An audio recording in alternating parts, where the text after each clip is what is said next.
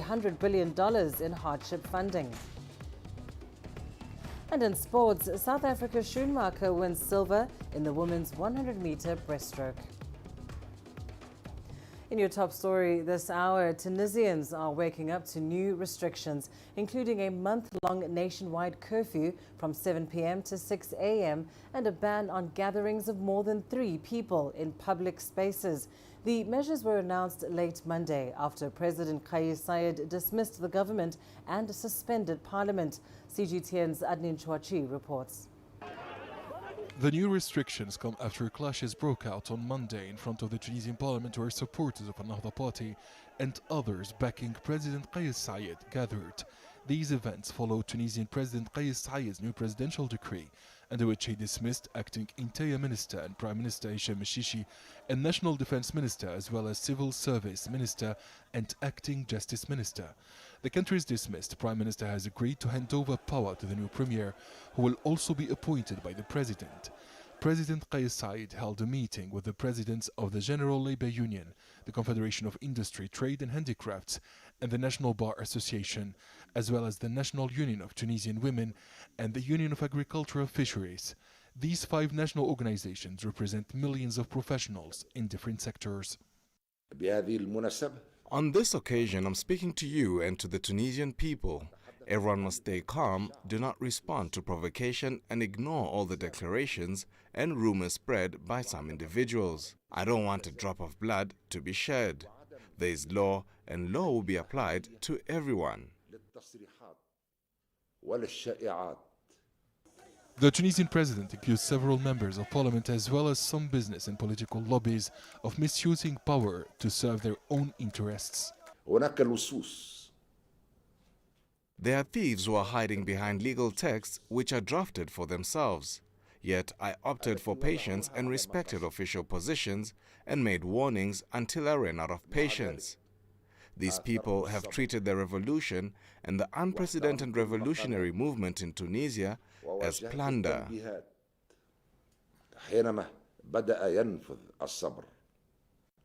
The president's actions came after a day of protests against the government and the biggest party in parliament, the moderate Islamist Ennahda, following a spike in COVID-19 cases and growing anger over chronic political dysfunction and economic slump.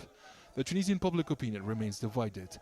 Many citizens have shown support for the presidential decrees, while other people have criticized Saied's recent moves. Kais Saied should have made these decisions before. It's better late than never. The situation is chaotic because the former rulers failed after 10 years in power. We've been impoverished and starved, and our purchasing power is very low. We're defending the legitimacy against a coup d'etat. Kais Saied's move is certainly a coup. Any wise person cannot accept it. We do not care about power and we are not afraid of anyone.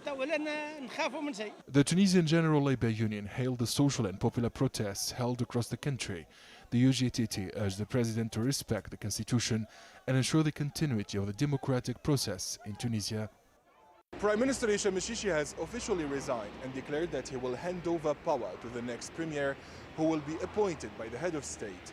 President Kais Saied said he will respect the rights and freedoms and the deadlines for the formation of a new government in the next few days. Adnan Shawishi, CGTN, Tunis. The Nigerian state of Kaduna has suspended all schooling due to insecurity.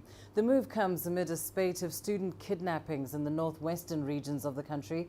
The state had already imposed a 3-week suspension on schooling that expired on Sunday. Meanwhile, kidnappers who raided a boarding school earlier this month released 28 children, though another 81 are still being held by abductors. The attack on the Bethel Baptist High School in Kaduna is the 10th mass school kidnapping in northwest Nigeria since December. Authorities attribute the kidnappings to criminal gangs seeking ransom payments. And rather distressing news now. The International Organization for Migration says at least 57 migrants have drowned off the Libyan coast. 20 women and 2 children are among those who lost their lives when their boat sunk on Monday. The migrants were crossing the Mediterranean Sea, attempting to reach Europe. The UN Migration Agency says the latest tragedy highlights the urgent need for state-led search and rescue capacity. IOM reports indicate a steep rise in migrant crossings in the Mediterranean, with 18,000 migrants being rescued and returned to Libya so far in 2021. Hundreds of others have died or gone missing on the central Mediterranean route. Now in Hong Kong, a 24-year-old man has been convicted of inciting separatism and terrorism in a first-ever verdict under the region's year-old national security law. The Hong Kong High Court delivered the verdict Tuesday on Tong Ying Kit. Tong was found guilty for ramming his motorbike into police officers, injuring 3 of them while carrying a banner promoting the liberation of Hong Kong on July 1st last year. The High Court will hear mitigation arguments on Thursday. Sentencing will be announced on a later date. Authorities in central China's Henan province say the death toll from record floods has now risen to 71. That's of midday Tuesday. From July 16th to midday on the 27th, data from the National Disaster Center shows the torrential rain that hit our province has caused damage to 150 cities. More than 13 million people have been severely affected. The floods have killed 71 people, with 5 still missing. As of 4 p.m. on Monday, we have received nearly 5 billion yuan in donations from various organizations and individuals. Meanwhile, hundreds of thousands of people in eastern China have been evacuated as Tropical Storm Infa led to extensive flooding. The 6th typhoon of the year slammed Shanghai and the nearby coastal provinces of Zhejiang and Jiangsu over the weekend. Nearly 13 million people have been affected by heavy rain, flooding and strong winds. Transportation came to a halt on Monday. Most high-speed trains were cancelled and 18 airports in the region closed. The storm has triggered warnings as it continues to move northward. While heavy monsoon rains continue to batter western India, forcing rescue operations to be called off. A landslide hit a village 180 kilometers southeast of Mumbai. More than 50 people are confirmed dead. Subhash Sharma has more.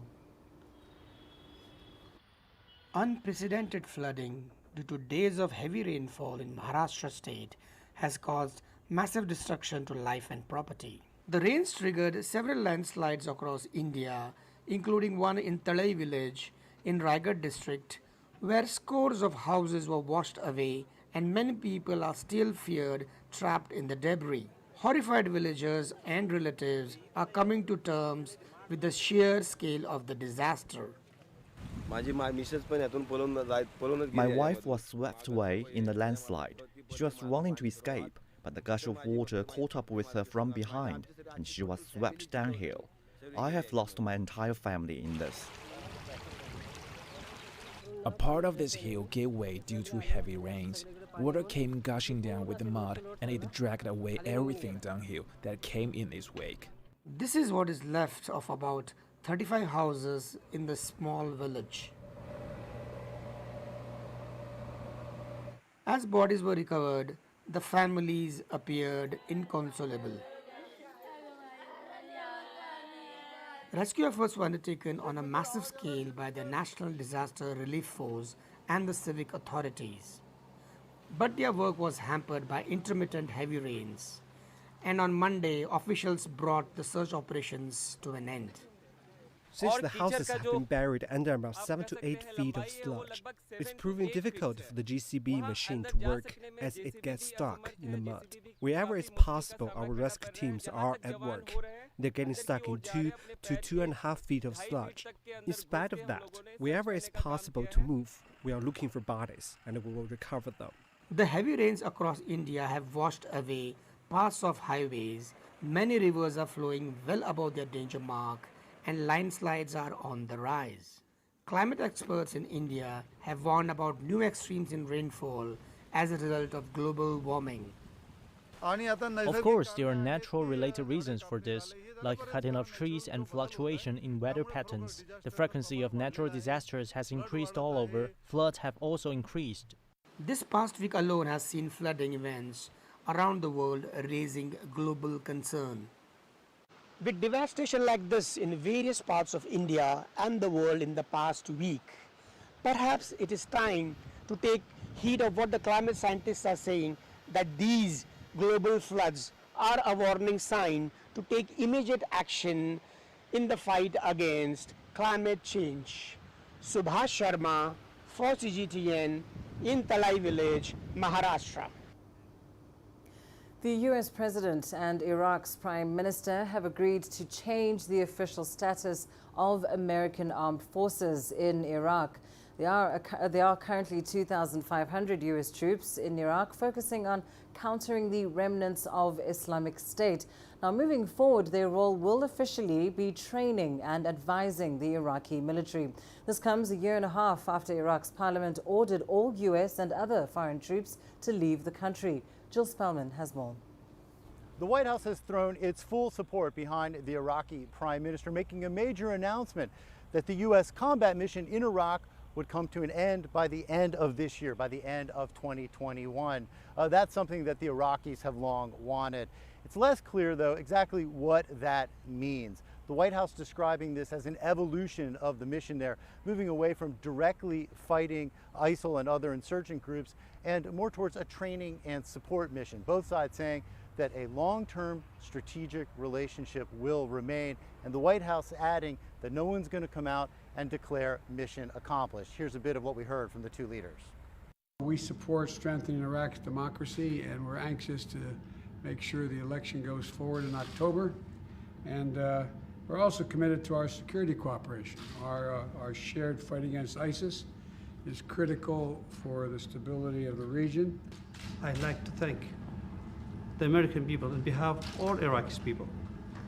Mr. President, I thank you for all the blood and treasure the American has given for a free and democratic Iraq. Both the Americans and the Iraqis agree two things cannot be allowed to happen. One, a group like ISIL cannot be allowed to once again rise to power in the country.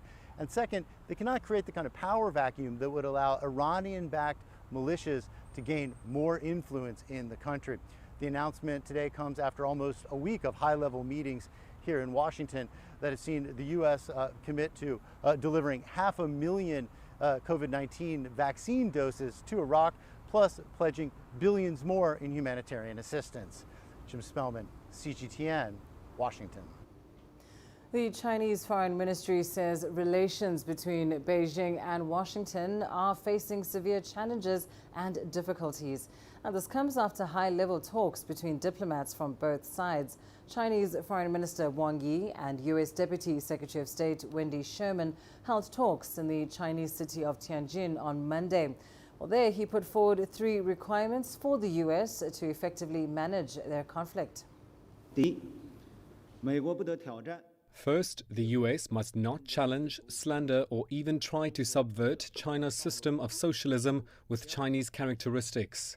Second, the US must not try to thwart or even interrupt China's development.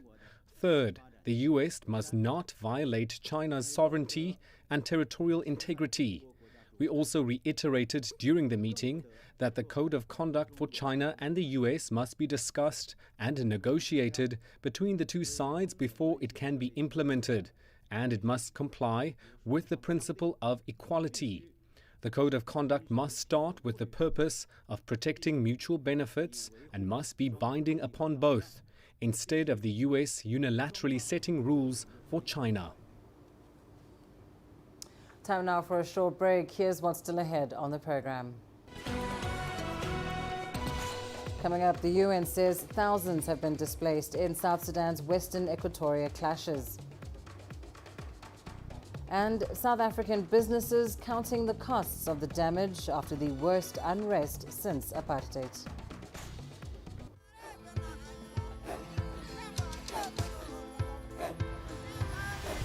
Africa is a continent of diversity, with varied climates and enchanting geography, and a people so distinct, but with a shared enduring spirit. We are at the heart of the continent to bring you the untold stories. Let's have a look. we celebrate Africa as it shapes its own destiny. Tunis, Syria, Juba, Johannesburg, Ethiopia, Tanzania. Africa Live. Find your voice. Nigeria is my home. 160 million vibrant, ambitious individuals constantly seeking the perfect self-expression. It is these people who inspired me to be that person that is seen, to be a voice that is heard, and ultimately to be the anchor that I am. I have to tap in, tune in, and turn on the very best qualities within me to deliver the news. I'm Richard Nta, an anchor for CGTN.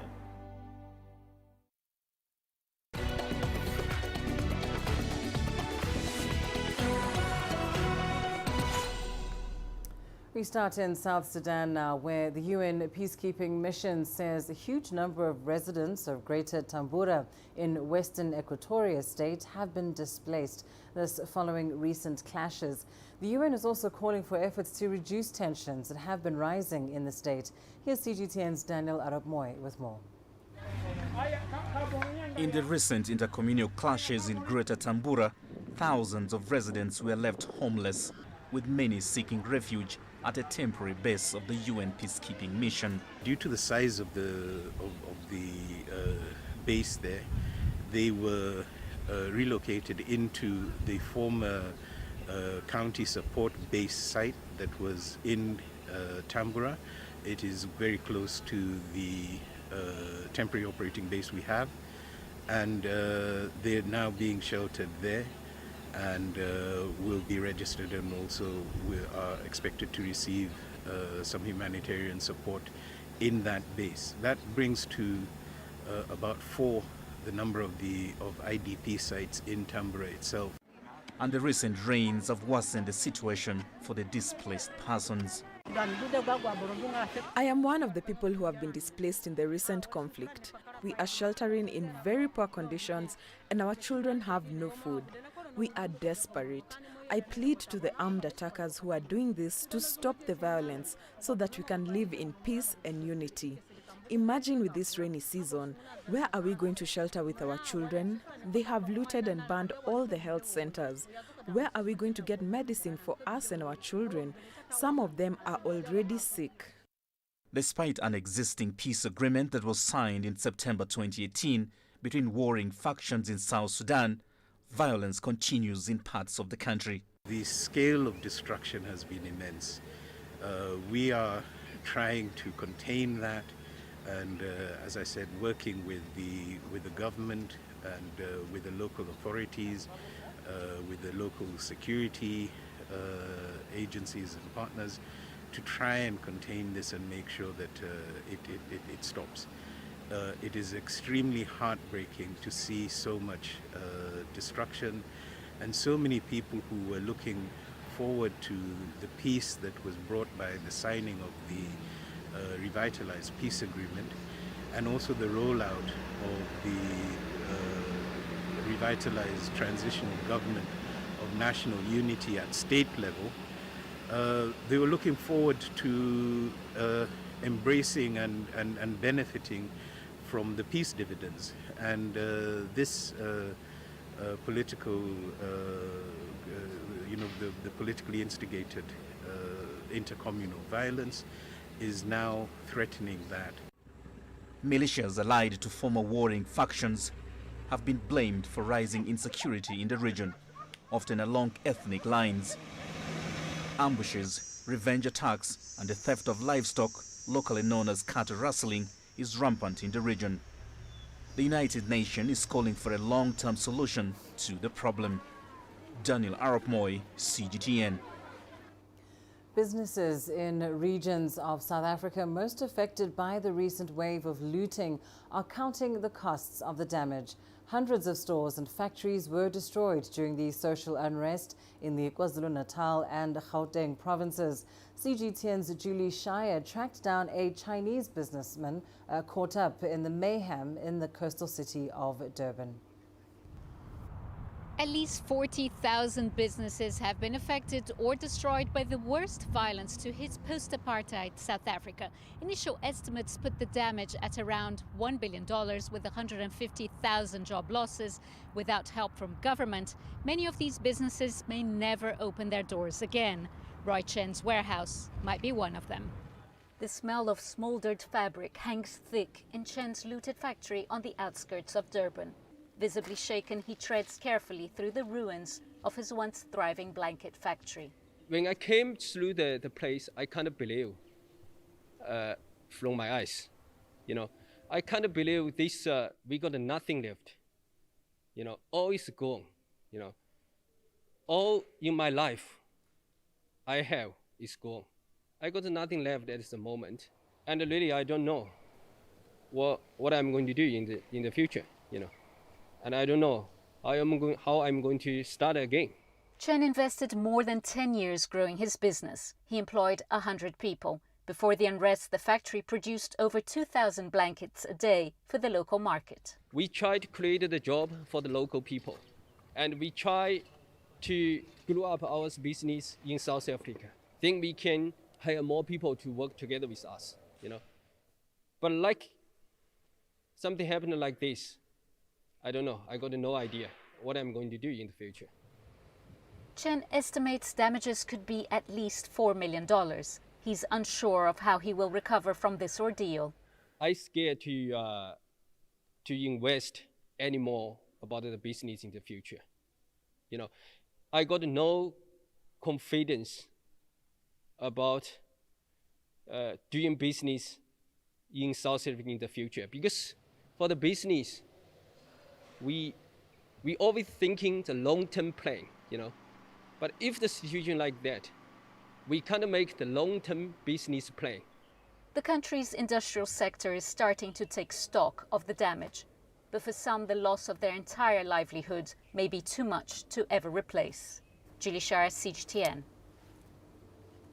The New Alamein city is a landmark Egyptian project on the Mediterranean Sea, when Chinese State Councillor and Foreign Minister Wang Yi visited Egypt. Beijing and Cairo chose New Alamein to be the meeting's location instead of the Egyptian capital, Cairo.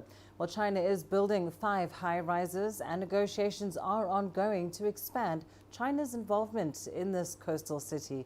Here's Adel Al-Makhraoui with more details. The nearly 50,000-acre city is still under construction. Yet the Egyptian government began hosting official state visits at New Alamein. In July, Chinese State Councillor and Foreign Minister Wang Yi became the first foreign minister to lead an official delegation to the new attraction on the Mediterranean Sea.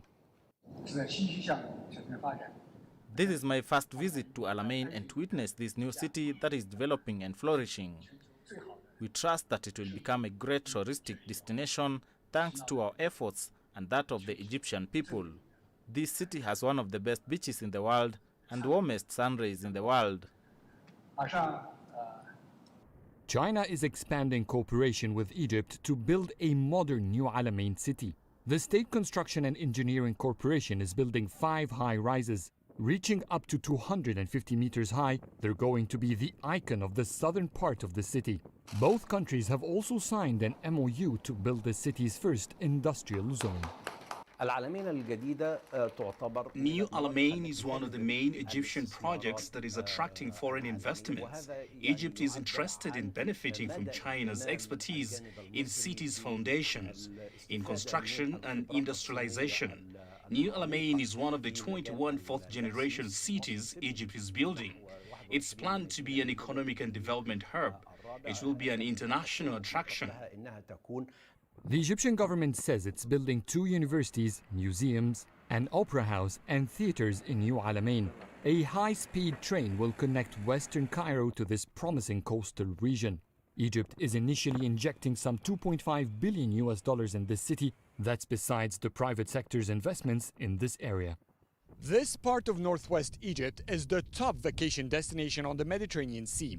Yet the billions of dollars invested here are only utilized during the 3 months of summer. President Sisi wants to make this region a year-round destination that could accommodate up to 3 million people. Adel Al-Makhraoui, CGTN, New Alamein, Egypt. One of the challenges that medical doctors face is getting child-friendly treatment for young HIV patients. This has led to children not consistently taking their medication, which could then lead to the emergence of drug-resistant strains of the virus. But a new strawberry-flavored tablet developed for children living with HIV is giving hope to healthcare givers. CGTN's Enoch Sokolia talks to a pediatrician at the Kenyatta National Hospital. Here's her take. When a child is born and is identified as HIV positive early on, like say when they are months, because usually we have tests done between 2 weeks to 6 weeks to identify those who are newly infected. So you can imagine a child can't swallow a tablet. So initially what we had was a syrup that they would use or tablets that can dissolve in water. The syrup that we had for lopinavir, ritonavir, or Kaletra, as we like to call it, it's very bitter. So the children would not swallow it. So later on we developed something called pellets. Pellets were developed to overcome that problem. But the problem with pellets, you could only take them when the child had been weaned, because you'd mix them with breast milk or porridge or yogurt. And these were capsules that had other capsules inside them, so that as the child was given food, the child would also take the medication. The problem is you'd have to use very many of those pellets. And it would be very difficult for a mother who also has to go and work. So it'd take a lot of time in the morning and the evening, because they have to be taken twice a day. And if you look at the sizes of the tablets, I mean, they're really big. So this is one that a 4-year-old is supposed to take, and it's really big, as you can see. The aim of taking all these ARVs is to suppress the HIV virus to lower than detectable levels. But the way the virus works is you have to take all the drugs. So you can't take the one that dissolves in water and expect it to work on the virus alone. So usually we have a combination of 3 drugs to work on the virus to suppress it. So what we'd find is the one that was the least tastiest would not be taken well. And when you do that, what happens is the virus learns the other drugs. So the ones that you're taking, the virus will learn, because remember it takes 3 drugs to suppress the virus. So you develop resistance to the one that the child is taking. So the good thing about these tablets and the newer pediatric-friendly ARVs, like dolutegravir that has just come, is that one, it's scored. So you can give a child 1.5 tablets. So the line makes it easy to just split it at the middle. And then you're able to give the child that medication. And it also dissolves in a little amount of water. It has a strawberry taste that's very pleasant. This one also has a similar strawberry taste that's also pleasant to children. Have you seen any impact since the child-friendly drugs were introduced? Okay, so one of the child-friendly drugs is here. And so most children found this easier to swallow. And what we found in our clinic is that once we started moving children to these pediatric-friendly ARVs, is we found higher viral suppressions. So the percentages now moved beyond the 90s. So before we used to be at 88 of our patients virally suppressed, moved to 90. Now we are doing 94%. And the children aged 10 to 14 are the ones who are doing the best. Your business news up next on Africa Live. Coming up, 11 African heads of state call for $100 billion in hardship funding. And Ethiopia earns an historic record high of $3.6 billion from exports in the just concluded fiscal year.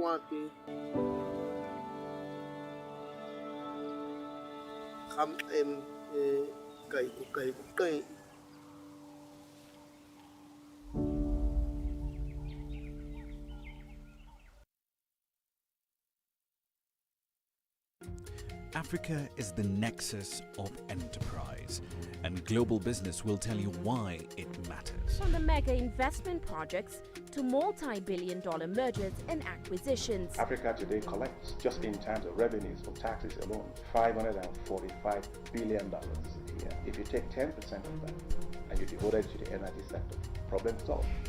All this on Global Business, weekdays at this time on CGTN.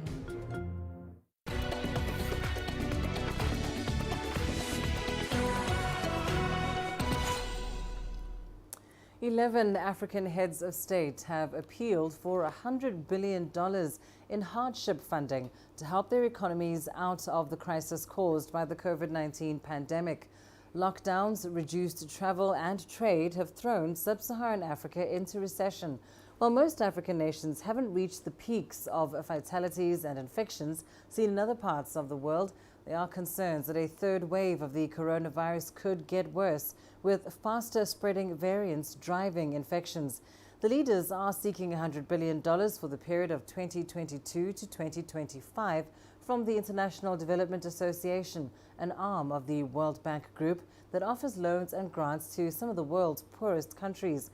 The funding would be a top-up from a previous disbursement of $82 billion agreed in 2019.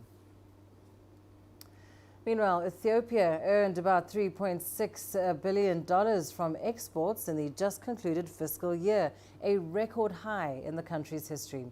According to authorities, Ethiopia's external earnings rose 20%, with agricultural products such as coffee and flowers driving the growth. With more details, here's CGTN's Girum Chala in Addis Ababa. According to reports from the Ethiopian Ministry of Trade, the country had planned to earn $4.1 billion from export trade and achieved an 88% return as it ranked in $3.62 billion. Agriculture, mining and industry sectors were the key performers during the period, which ended in June. This year, we have registered the highest export trade success. This is also the highest value we have ever recorded in the sector. 88% of our goal has been achieved. Compared to last year, it's a growth of 19.5%. Ethiopia has also announced it earned $906 million from coffee export alone in the just concluded fiscal year that commenced in June 2020. This was obtained from 248,000 tons of coffee that the Horn of Africa nation exported to several countries such as the United States, China, and several EU states. Ethiopian coffee exporters have expressed their satisfaction with the performance of the commodity. Our performance this year is remarkable. Our market share was not affected globally, even though we're passing through some difficult times as a country. I say we have delivered on what is our responsibility as coffee exporters. Coffee exports have an increase of over 6% despite the outbreak of the COVID-19 pandemic. This is mainly attributed to the country's modern trading system that has enabled exporters to be closely assisted by the Ethiopian Commodity Exchange Platform, or ECX. Coffee experts in Ethiopia expect production to continue rising amid increased demand. As you are aware, coffee trading has lots of stakeholders involved. Coffee exporters have been vigilant, and we are working around the clock to ensure the quality of coffee, meeting the required volumes as well as timely delivery to the international market. For us to increase the quality and add value to our coffee, we want all our parties to work with us. That's from the government to farmers and exporters. The government says that the historic export trade success is also highly attributed to the strong follow-up and evaluation mechanism devised by authorities in the country. As you're aware, coffee trading has a lot of stakeholders involved. Coffee exporters have been vigilant and we're working around the clock to ensure the quality of coffee, meeting the required volume, as well as timely delivery to the international market. Now, for us to increase the quality and add value to our coffee, we want all parties to work with us. That is from the government to farmers and exporters. In September, the newly elected Ethiopian administration under Prime Minister Abiy Ahmed is expected to announce its plan for better economic growth. What is known as a homegrown economic plan is what Ethiopia will use to define its economic priorities and pave the way for an all-rounded growth over the next 5 years. Grumtara CGTN, Addis Ababa, Ethiopia. Forced child labor on cocoa plantations in West Africa continues to fuel debate. In 2005, 6 Malians filed a complaint in the United States against the American subsidiary of food giant Nestle and the agricultural commodity trading group Cargill. The case bounced back in 2018, and in June 2021, the U.S. Supreme Court dismissed the charges of forced labor in cocoa against Nestle and Cargill. Alexandria Majala has more. Chimojon, an Ivorian cocoa farmer, agrees with the U.S. Supreme Court that Nestle and Cargill do not operate cocoa farms in Côte d'Ivoire themselves. Therefore, they wouldn't be using children in the fields. The U.S. Supreme Court certainly conducted investigations here in Côte d'Ivoire. So it was after that that they made this decision. We think it's a fair decision because Nestle and Cargill are companies that only buy cocoa in Côte d'Ivoire. If these 6 Malians had already been forced to work in the cocoa field since their childhood in Côte d'Ivoire, I think today they should have carved or twisted backs because forced labor from childhood leaves inevitable after effects on the body. This idea was also shared by the president of the Autonomous Farmers Union.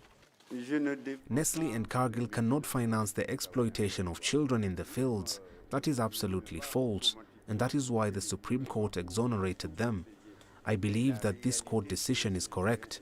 I have nothing to gain from defending the multinationals operating in Côte d'Ivoire, but I am defending the reality on the ground.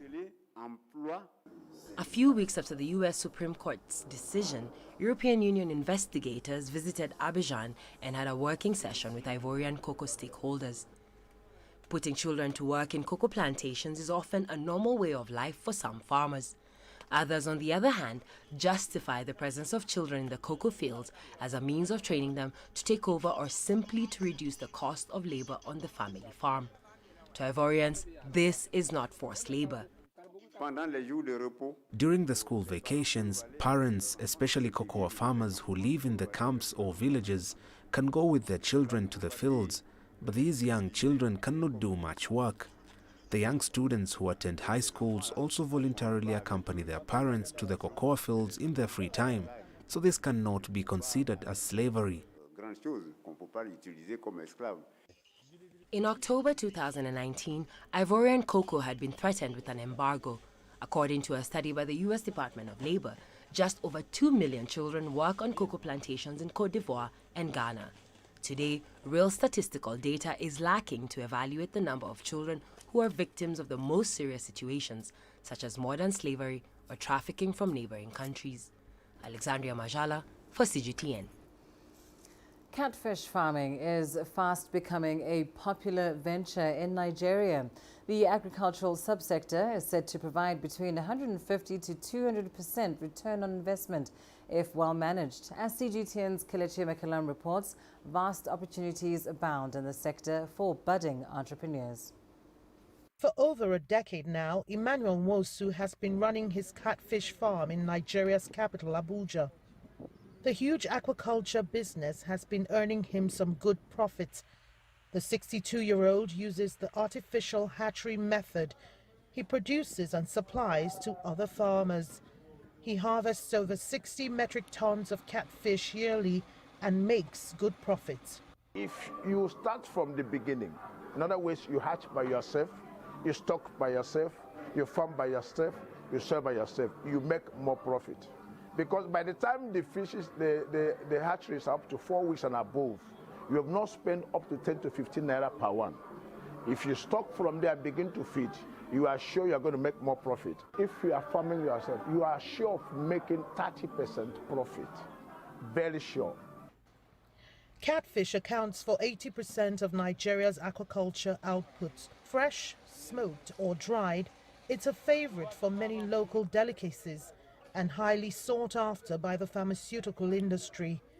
Nigerian local fish demand stands at 3.6 million metric tons yearly, but production remains low at 1.1 million metric tons. Been underperformance of the catfish sector in Nigeria, and so we're not able to meet up with our local demand. There's a huge market for catfish production in Nigeria, even in terms of export, in terms of even local consumption.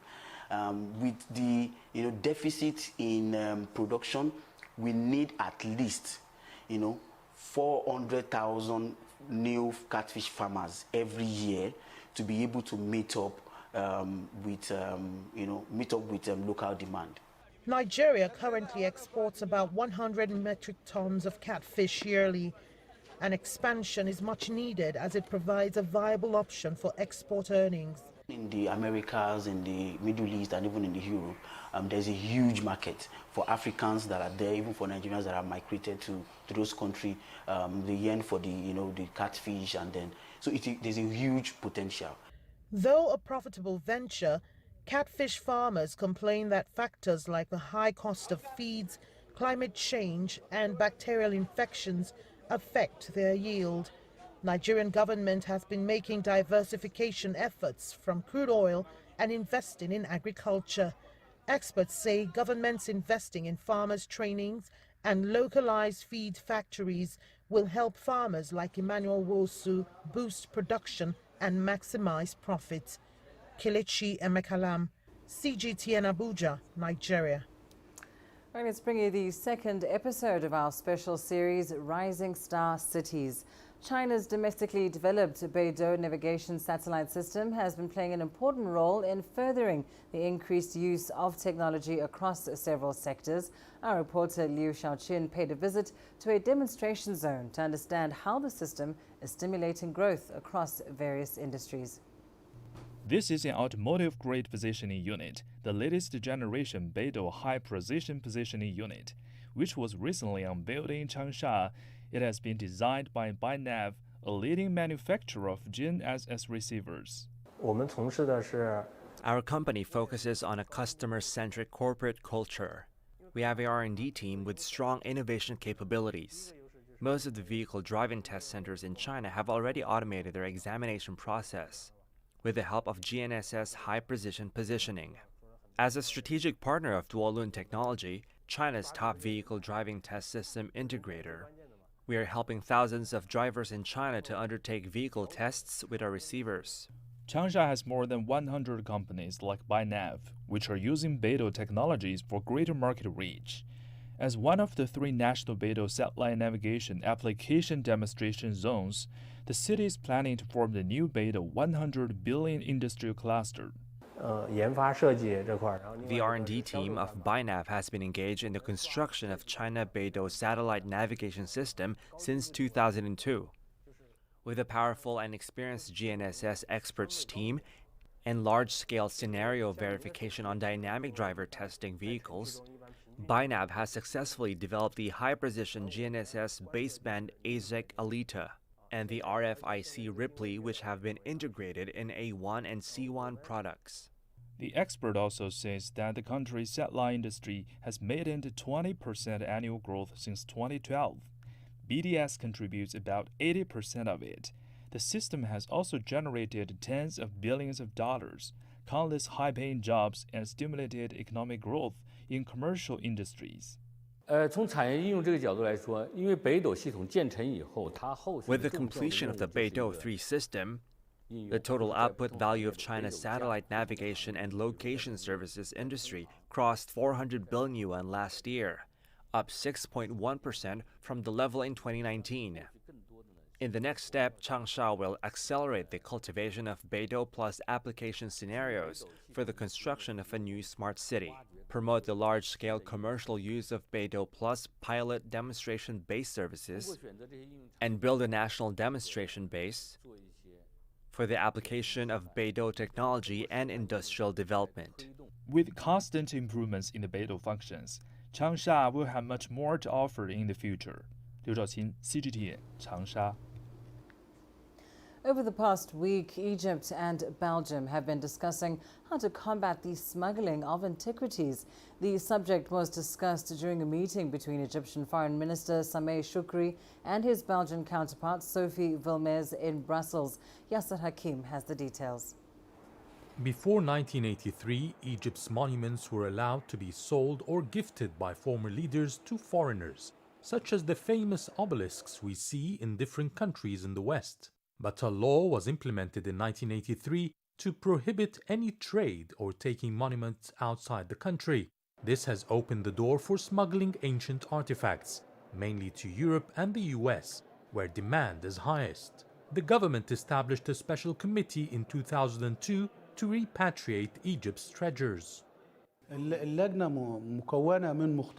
comprises of experts from the Ministry of Tourism and Antiquities. The committee monitors museums and auctions around the world to trace any monuments being displayed or sold there. If it proves the pieces have been illegally possessed, the committee would request its retrieval and would go to court if the request was rejected. The Ministry of Tourism and Antiquities has succeeded in retrieving hundreds of artifacts in the last few years, and most Egyptians appreciate such efforts and the value of these pieces.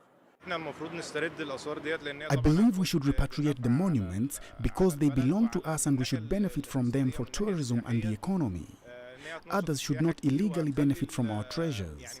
Our artifacts should be displayed here at home, not abroad. I've traveled a lot, and whenever I say I'm Egyptian, the first thing that comes to mind to many people are the pyramids and the Sphinx. I'm always asked about the pharaohs and our story.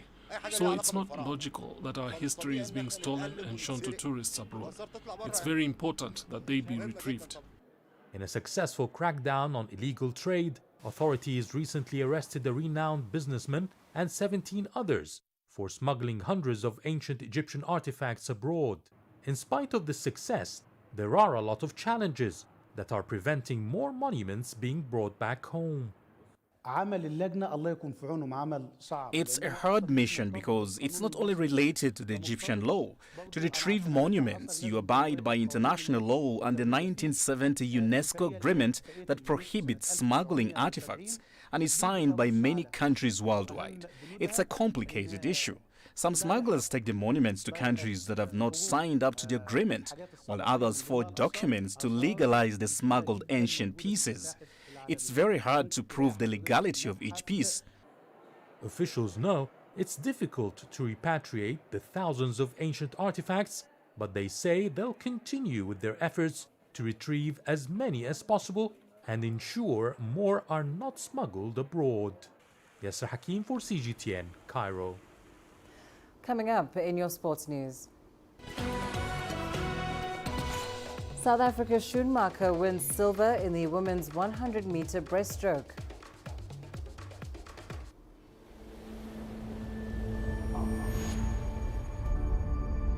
How would you create your legend? On the fields, on the tracks, in the arenas of Africa. Were you born to be a player? Could this moment be yours?